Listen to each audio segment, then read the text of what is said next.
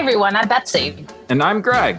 And we want to invite you to check out our podcast, Going on 30. Each month, Betsy and I take a look back at a movie that was released 30 years ago that was either nominated or should have been nominated for Best Picture. We talk about the legacy of the film, choose the best scenes and performances, and explore our own hot takes about the movie.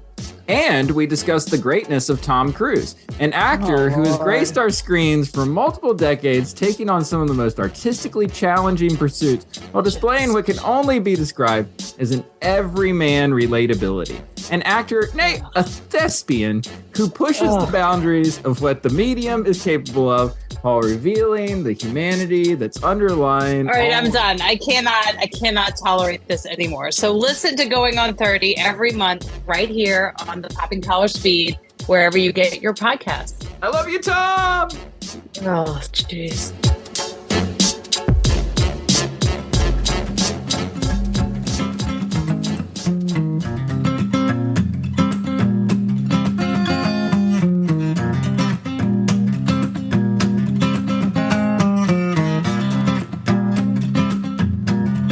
I was just wrapping up my last year of seminary when I stopped in the Amoeba music store on Telegraph in Berkeley and picked up the third Gorillaz album, Plastic Beach.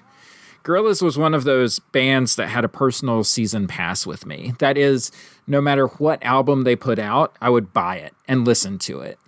Later that week, on Sunday night, I was driving a crew of classmates down to the Albatross for pub trivia, popped in the CD, turned up the volume as Snoop Dogg came on the second track and welcomed us to the world of the Plastic Beach. Now fascinate me, picture and animate me, cause I'm rolling, heat holding, click clacking, crack a lacking, full packing, more stacking, acting a fool when I teach. Welcome to the world of the Plastic Beach. Yeah. Welcome to the world of the Plastic Beach. The Plastic Beach isn't really a metaphor. Damon Albarn, frontman for the Brit rock band Blur, and Jamie Hewlett, artist of the Tank Girl comic series, both co-creators of the animated band Gorillaz, have said in interviews that the inspiration for the Plastic Beach album came from news reports of a giant island of plastic garbage floating in the Pacific Ocean, the dystopian image serving as the setting for the third phase of the Gorillaz story that would see the band in their music videos battling pirates, fending off the actual boogeyman, and in the initial video for the album, outracing a maniacal Bruce Willis in their first single from the album, Stylo.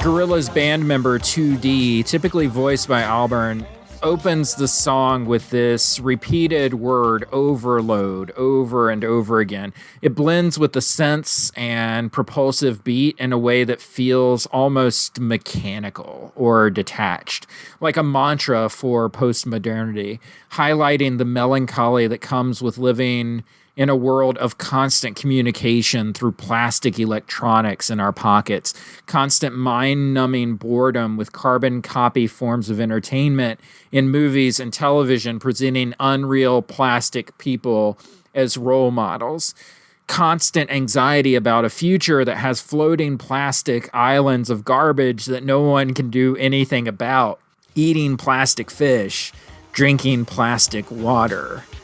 Overload.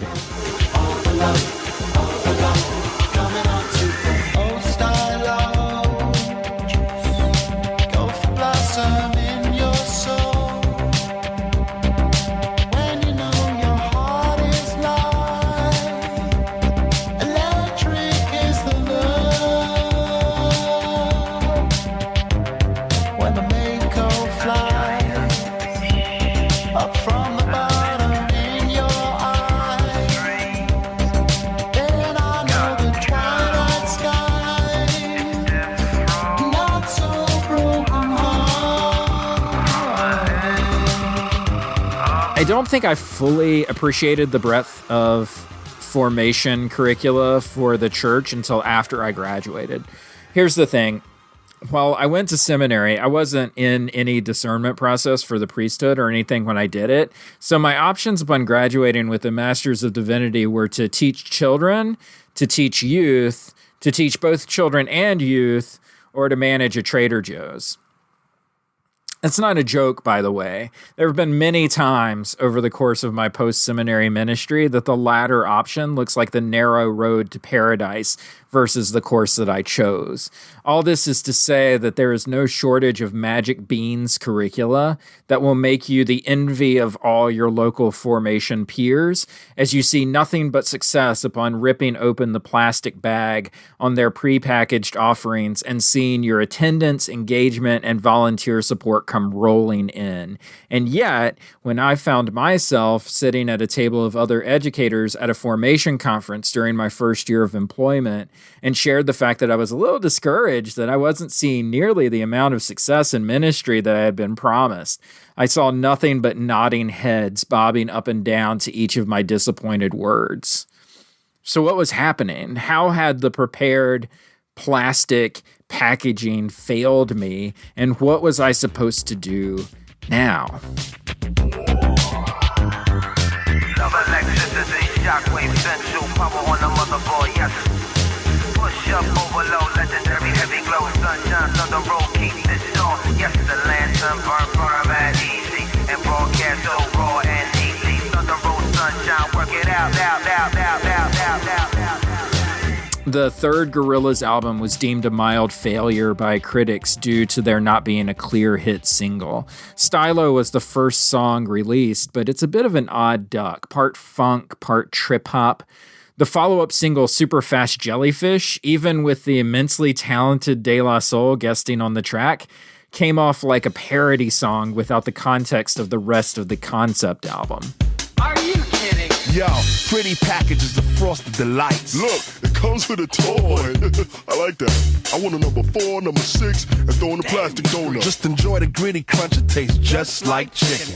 Rappers of many... In contrast, Gorillaz' previous album, Demon Days, had come equipped with the incredibly catchy Feel Good Inc., so things were looking a little dicey. Budget cuts began to cut into Hewlett's side of the Gorillaz project, with music videos being axed by executives due to the animation cost. Live show models and animated shorts were cut to lower costs on the already over-bloated world tour for the album. The animated part of the animated band was being cut down in favor of boosting the popularity of Auburn's music side, a disparity in funding that would ultimately lead to a rift in the friendship of the Gorillaz founders and a temporary end to the band altogether. That's what I'm talking about. Love electricity, shockwave, central power on the motherboard, yes. Push up, overload, legendary, heavy glow, sunshine, thunder roll, keep this on. Yes, the lantern burn at easy, and broadcast so raw and easy. Thunder roll, sunshine, work it out.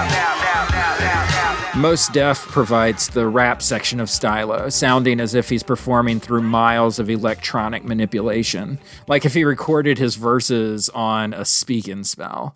The result is something that sounds like it's not human, like a digital voice in the consciousness of the song, weighing down the humanity and soul that are trying to outrace this mechanical evil and find freedom on the horizon.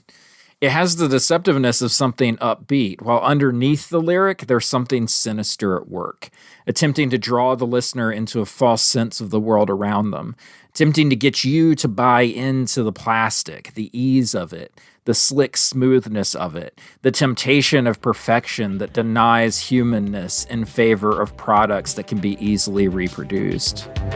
Sing yourself.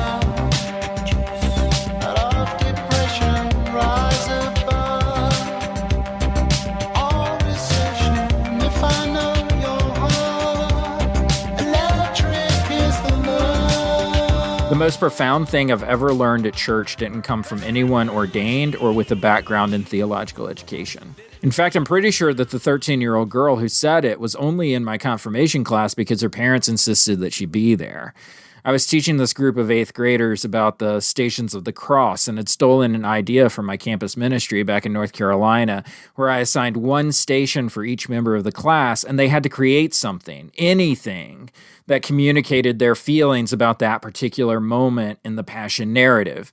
They could do this through any creative form of expression they wanted. If they wanted to write something about Jesus falls the first time, they could. If they wanted to play a song that reminded them of an aspect of the crosses laid on Simon of Cyrene, that was great. If they wanted to lead a moment of silence after Jesus is nailed to the cross, that was fine. I just wanted them to communicate what they were feeling. That's all. So we made it to Jesus is laid in the tomb, and this young girl pulls out a 5x7 photo and passes it around. It looked like she had taken a picture of a rock. I glanced at it and passed it to the next person, who also seemed to not give it much thought either. Once everyone had a look at the picture, I handed it back to her and asked her what the rock was supposed to signify. She looked at me slightly confused and a little embarrassed.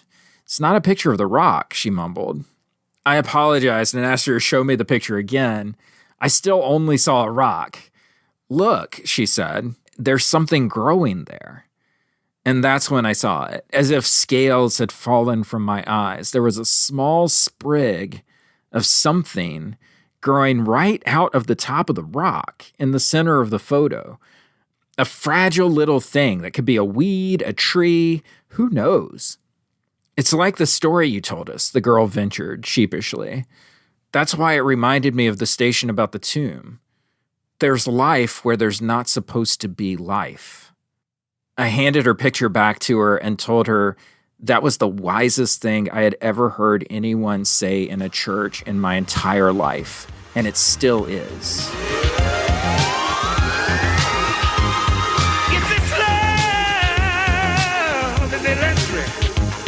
It'll be flowing on the street, night after night, just to get through the week. Sometimes it's hard. Albarn and Hewitt reconciled after the friction caused by the Plastic Beach marketing. After phase 3 of the Gorillaz, the two creators took direct control over the band's marketing, meaning they had to work harder to make deals for album promotion, but they weren't subject to the whims of Warner executives to the extent that they were in 2010. Phase 7 of the Gorillaz story just launched this past year with the release of Cracker Island, and all seems well enough with the virtual band.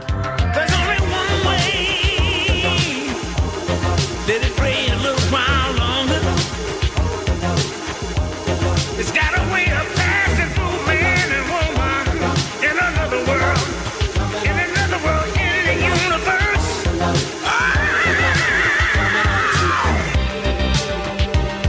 Right now, here's what we got to do. If it's love, is electric, it'll be flowing on the street, night after night, just to get through the week. Sometimes it's hard. If Stylo has a savior, it's Bobby Womack, who passed out in the studio during the recording of his vocals. His booming voice comes in with the first hopeful word of the entire song, love. Because Stylo is a song about the perils of climate change and our over-reliance on technology. Because when we see images of an actual plastic beach floating in our oceans, it's easy to say that the great work of our time is over and we failed. Because when we experience declining participation in our churches and criticize ourselves for our failures to connect people to the story of Jesus in a way that matters in people's lives. Because when all seems lost, love provides life where there's not supposed to be life. And it's electric. This world will try to overload you, will try to pacify you, will try to wear you down with simple plastic solutions designed to make you comply. Love will set you free. And when you're free, You'll want to share that same sense of freedom with others, not through some prepackaged solution, social media trend, or manufactured experience, but through actual, honest-to-God human connection and relationship. The voice of love is the strongest out there. You just have to have the strength to set it free and the courage to follow where it goes.